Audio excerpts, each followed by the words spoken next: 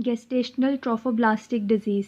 Gestational trophoblastic disease trophoblast की एक disease है जिसमें ट्रोफोब्लास्टिक सेल्स की बहुत ज़्यादा प्रोलिफरेशन होती है। ठीक है, अब ये डिफरेंट टाइप्स की हो सकती है। It can B hydatidiform mole, it can B choriocarcinoma, invasive mole, different types की हो सकती है। हाइडेटिफॉर्म मोल आगे फर्दर 2 टाइप्स में डिवाइड होता है। It can be complete and it can be incomplete mole. ठीक है, अब इसमें ट्रोफोब्लास्टिक सेल्स की बहुत ज़्यादा प्रोलिफरेशन इसलिए होती है क्योंकि मोलर प्रेगनेंसी के अंदर या हाइडेटिफॉर्म मोल के अंदर एक एबनॉर्मल एक एम्ब्रियो इम्प्लांट होता है, जिसकी वजह से नॉर्मल प्लेसेंटा तो नहीं बनेगा क्योंकि एबनॉर्मल एम्ब्रियो है, तो एबनॉर्मल प्लेसेंटा बनेगा जिसके अंदर बहुत ज़्यादा ट्रोफोब्लास्टिक सेल्स डिवाइड करते हैं। इस वजह से गेस्टेशनल ट्रोफोब्लास्टिक डिसऑर्डर्स बहुत इंपॉर्टेंट है। हाइडेटिफॉर्म मोल को हम डिस्कस करेंगे कंप्लीट मोल। कंप्लीट मोल में एक फर्टिलाइजेशन एबनॉर्मेलिटीज़ होती हैं, मींस कि एक एम्प्टी एग है और उसको एक हेप्लॉइड स्पर्म फर्टिलाइज करता है। ठीक है, तो जब भी एक एम्प्टी एग को हेप्लॉइड स्पर्म फर्टिलाइज करेगा तो उसकी वजह से जो एम्ब्रियो बनता है, अब ये जो हेप्लॉइड स्पर्म है ना, ये लेटर ऑन जब एम्ब्रियो के अंदर ये इसके अंदर जाएगा ये डुप्लीकेट हो जाता है। ठीक है, तो अब इस केस में जो एम्ब्रियो बनता है ना, इसके अंदर मैटरनल कॉन्ट्रीब्यूशन बिल्कुल भी नहीं होता। ये दोनों ही पैटर्नल क्रोमोसोम्स हैं। ये एक हेप्लॉइड क्रोमोसोम था जो डिवाइड होके इस तरह से इस सीक्वेंस में आया है, लेकिन इसके अंदर मैटरनल कंट्रीब्यूशन ऑफ क्रोमोसोम्स बिल्कुल भी नहीं होता। ये एक एबनॉर्मल एम्ब्रियो है। जब भी ये एबनॉर्मल एम्ब्रियो यूट्रस के अंदर जाके इम्प्लांट होता है, चाहे अपनी बिल्कुल सही जगह पे ही इम्प्लांट क्यों ना हो, फिर भी एबनॉर्मल एम्ब्रियो के रिस्पॉन्स में नॉर्मल प्लेसेंटा तो नहीं बनेगा, एबनॉर्मल प्लेसेंटा बनता है।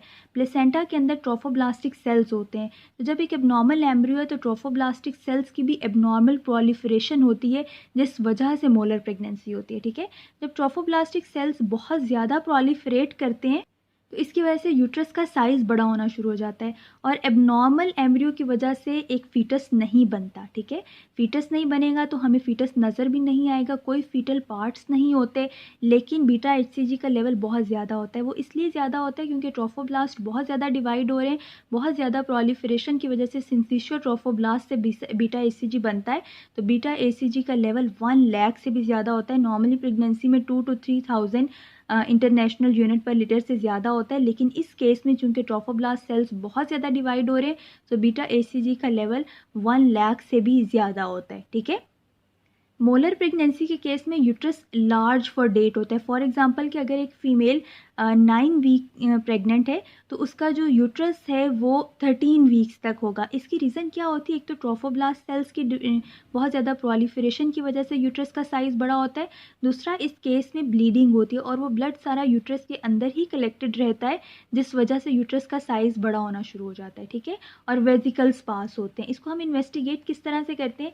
इसके लिए बाकी जनरल इन्वेस्टिगेशंस तो वही हैं, अल्ट्रासाउंड करते हैं, ट्रांसवेजाइनल अल्ट्रासाउंड, उसमें हमें स्नोस्टॉर्म अपीयरेंस मिलती है।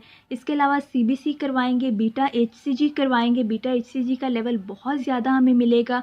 इसके अलावा हम इसके लिए कोएगुलेशन प्रोफाइल, आरएच या ब्लड ग्रुप मैच वगैरह करवाएंगे। इसके अलावा मोलर प्रेगनेंसी के अंदर इनहिबिन ए और एक्टिविन ए, इन दोनों का लेवल रेज्ड होता है। इसको हम ट्रीट किस तरह से करते हैं? डीएनसी करते हैं, डायलिटेशन एंड क्यूरेटाज। इससे जो भी वो एक एबनॉर्मल फीटस की या एम्ब्रियो की इम्प्लांटेशन के जो भी कंसेप्टस प्रोडक्ट्स हैं ना, उन सारों को रिमूव कर देते हैं।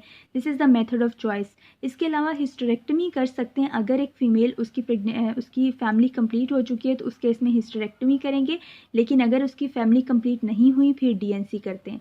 ठीक है, और डीएनसी करते हैं और साथ में उस फीमेल को कॉन्ट्रासेप्शन यूज़ करने के लिए कहते हैं। एटलीस्ट तब तक कॉन्ट्रासेप्शन बैरियर यानी कि बैरियर मेथड्स वो यूज़ करे जब तक कि उसका बीटा एचसीजी का लेवल नॉर्मल नहीं हो जाता, क्योंकि अगर बीटा एचसीजी का लेवल नॉर्मल नहीं हो, हमने डीएनसी तो कर दी, ये बाद की बात कर रही हूँ कि एटलीस्ट 6 मंथ तक बीटा एचसीजी नॉर्मल होता है, लेकिन अगर इस दौरान फीमेल ने फिर कंसीव कर लिया तो उस केस में प्रॉब्लम्स के चांसेस ज़्यादा होते हैं। इसलिए एटलीस्ट 6 मंथ्स तक या जब तक बीटा एचसीजी का लेवल नॉर्मल नहीं हो जाता तब तक कॉन्ट्रासेप्शन यानी बैरियर मेथड्स फीमेल को एडवाइस किए जाते हैं।